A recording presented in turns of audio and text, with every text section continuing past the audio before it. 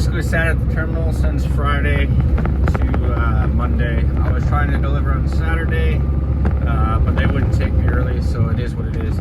But Monday morning, when God, this road's bumpy. When I went to through our inspection lane,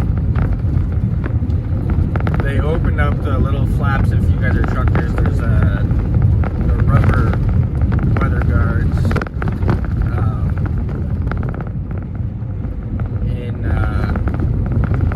on the brake chambers. Well, when he saw opened one, he saw that there's supposed to be one big coil spring in there. Well, that was broken too. So I went to deliver the load, which is about 2 miles from the terminal there at Casement Holland, and then went back to the yard and had to wait for them to have a trailer bay open so I could get my trailer in there. And then I got my trailer back around 2:30ish, and then they gave me a pipe load out of Northern Pipe there in North Dakota and Fargo, in West Fargo, to Lincoln, Nebraska. So I'm about 100 miles away from Lincoln, Nebraska. Stopped early just because, for one, I was up early yesterday, and so I was tired, so I stopped a little earlier than I normally would. But I am currently on the 77 South, and making my way towards Lincoln, Nebraska to deliver this pipe. I don't know what I'm getting next. I gotta call them here in a little bit. But, you know, it kind of brings me to a point. It really bothered me. I had another driver come up to me, and by the way, I did meet a couple of you guys who subscribed, and that's pretty cool.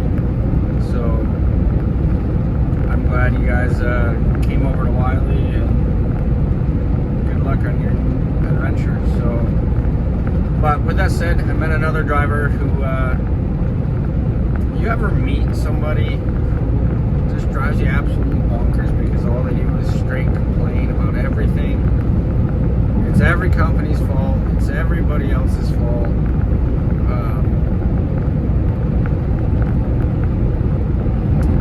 Well, I met one of those drivers. Complain about everything under the sun.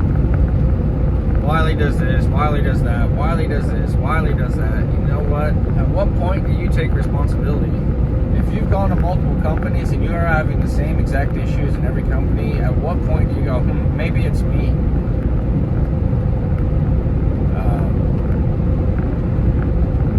I don't know. Like, do I agree with everything Wiley does? Hell no. But you know what? I know I'm a company driver, so I'm going to have to deal with some of the corporate BS. If you don't like it, go get your own truck. That's kind of a reason why I'm looking to buy my own truck. So, and it's not that I don't like Wiley, because I do, but I feel that I can be more efficient at what I want to do, and I can be at home more and still make the money that I need to support me and my family and our lifestyle, which is, we don't live above our means by any means. So it was just bothering me after I met him yesterday at the pipe yard. And I'll listen. Some of you guys know I'll listen.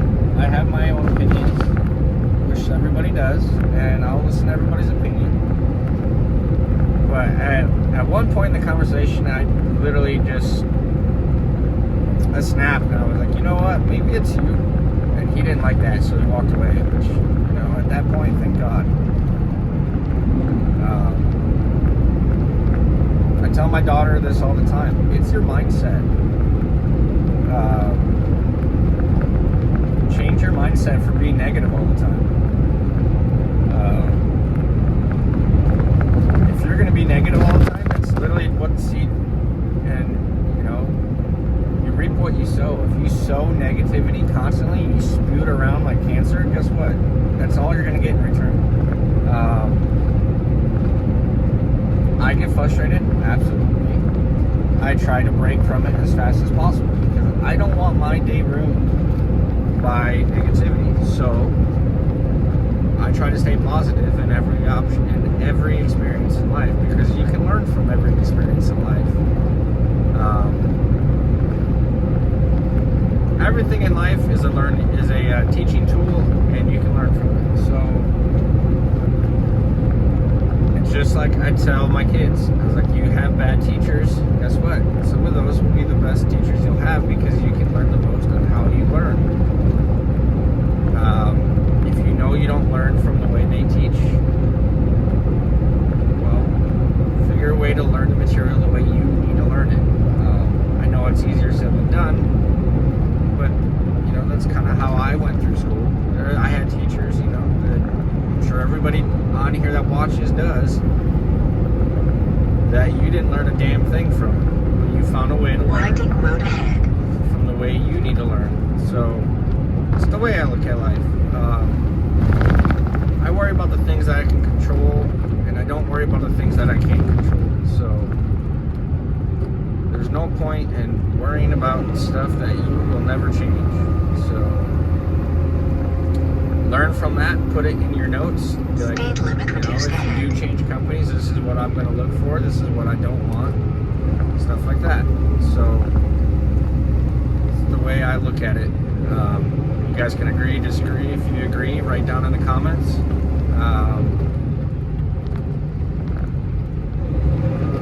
Stuff like that.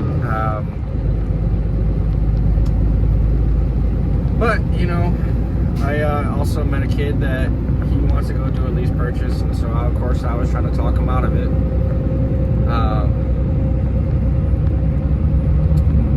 And I know some people can make it work.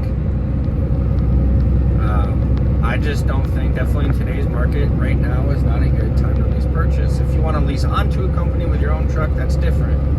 But lease purchase, I don't agree with them to begin with. Like I said, some people can make it work, and all power to them. But overall, I think they're a scam, and they're just not a smart choice to get a truck. You're buying a truck for more than what it's worth, and basically paying the payment for the company you're working for. So I just don't agree with it. Everybody has their own opinions on it. I know Lone Star and I have pretty much the same opinion on it. Fidel, on the other hand, he's on his own because he's done it, which I'm proud of him. He did a lease purchase, he paid off the truck, and he owns his truck outright. You know, that's one thing that, you know, more power to you. If you can do it, do it. You gotta have the self, you know, what's the word I'm looking for? The self-discipline and self-control to make the business decisions to be able to do so and get it paid off without going in debt and without losing everything in your life because of that one decision. But I've been rambling on here for a while, so I'll catch you guys when I deliver or before I deliver. So, hey guys, so I got a load. It's a nice oversized load. Got my banners, flags, and we're gonna get out of here because we're set on time. Got an X strap on the tires, flag at the widest point, which is the hubs. And I did X chains in the front and back. The rear tires they're nailed in, so they ain't going anywhere. The only questionable piece, and we'll find out when I start driving, is this banner here. So, but we're set on time, so we need to get moving here. And yeah, that's pretty much it though. Nice light load, just wide. So I'll catch you guys here in a bit. Hey, good morning YouTube. So it's the next day, obviously. I started around 7:40ish, basically when sunrise was about to happen, or starting. Traveling on the 80 West right now. I'm going to stop in Sydney, and I'm going to get this scaled. It's light. Each windrower is about 13,000 pounds. So, I mean, I'm not worried about weight, but I just want to know roughly exactly what I weigh. Then I'm going to fill up with DEF and fuel, and then it should be the last time I need to fuel up. And then I'll also call Cheyenne's port of entry to get my clearance number. So when I get there, I'm good to go, and I can go get my permits and continue on. I'll probably make it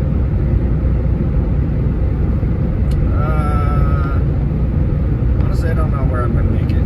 So depends how long all that takes. Sometimes it can take forever, sometimes it won't.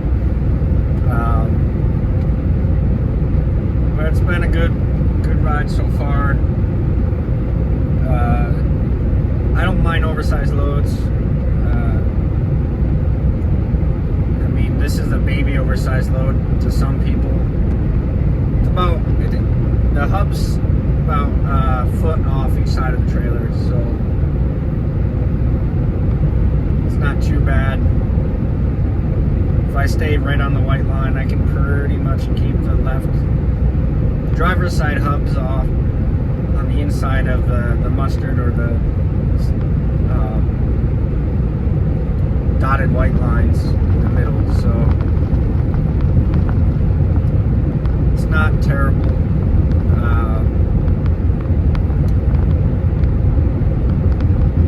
I put more flags out than I needed to. I'm going to try to screenshot part of the permits, and I'll take off the top information, just so I can teach people that haven't done oversize, or people that are interested in oversize and are looking into doing flatbed and oversize. At least the basics. I mean, I'm still learning some things too, so. But other than that, I'll try to do that for you guys. I just got to figure out exactly how. But basically, just real quick, there's a so on your oversized permits, you want to read everything. You start off with your information, make sure your truck number is correct, make sure your license plate's correct, state, make sure your trailer's correct, that trailer's license plate's correct, what you're hauling, height, width, weight, and then it usually, depending on the state, it'll go through your route. So for me, like I went from the 281 to the 34 southbound, which will bring you to the 80 west, and that's pretty much where I stay. To Wyoming, and then all the way through Wyoming to Utah. So I mean, this one's easy. What gets hard is when you're really wide or really tall, then you gotta do detours and go different routes. Like I said, I'm not doing over height, or I mean, technically this is set for 13 foot 11. I need to get a height stick, but they're 200 something bucks.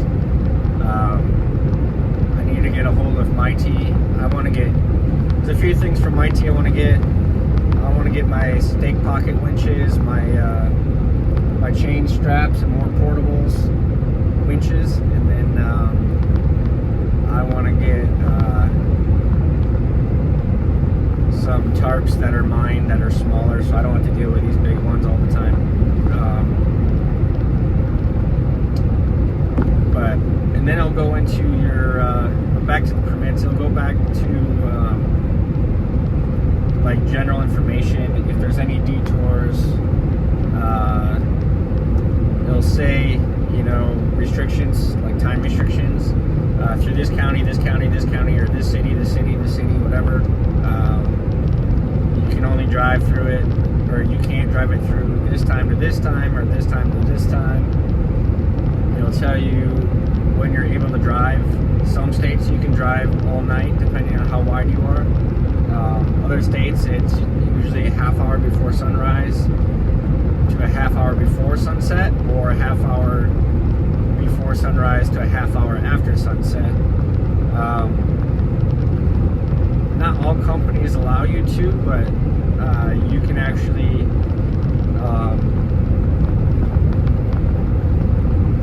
what's the word I'm trying to exempt from the 30-minute government shutdown. So I mean, I'm probably gonna do my 30-minute just getting it weighed and fueled, so because then I'm trying not to stop again unless it's just my load checks. So this sign says 247 miles to Cheyenne, so I'm about a half hour from North Platte right now. So, but like I said, I'll try to get a screenshot of that. A couple of different permits. They're written, each state's kind of different. Wyoming's the only one that you have to call in. Well, yeah, Wyoming's the only one you have to call in advance, and then you have to go in and buy it there. They don't allow you to do it online. So that's pretty much it. Alright guys, so I stopped in Wamsutter, Wyoming. I only got 2 hours left on my clock anyways, but you can't, well, you kind of see it against this truck, but it starts snowing pretty good, and then it's starting to collect and freeze on the road. So there's about 3 oversized guys here, and we all sort of park next to each other, but a stupid Hirschbach truck, I don't know what it is, but a reefer fucking always parks next to me no matter where I park. The lot is mainly open, but I don't know, I don't get it. It's like I have a reefer magnet. But that's the thing with oversized, we try to park next to each other because we overlap spots, so that way we're not taking up a lot of different spots. But this idiot always, you know, decided to park right next to me. So it is what it is. I'm about 278 miles away from my first drop. I gotta see the weather and I'll see how it is in the morning. But it got a little sketchy getting in here. You can see it's still hot in the truck, so it's starting to melt down the windshield. But you still got guys going 80 miles an hour, so we'll see. There's probably going to be another pile up on the 80. So if you're traveling on the 80 and you're listening to this or something, beware. So, but this video after this is going to be pretty long, so I'll probably break this into a 2-part video. So stay tuned, comment, like, and share, and subscribe to the channel if you like what I try to bring to the channel. I'm trying to get a little better. I'm exhausted right now. It was super windy and rainy and mix of sleet, snow, freezing rain. But I'm gonna try to post either, it'll probably be the next video. I'll start off with it, the permits. So but like I said, like, comment, subscribe, and share. It helps me out. I'm over halfway. I'm almost at 300. I'd like to get to 500 and to 1,000 and keep growing this channel. So, but until then, stay tuned for the next video.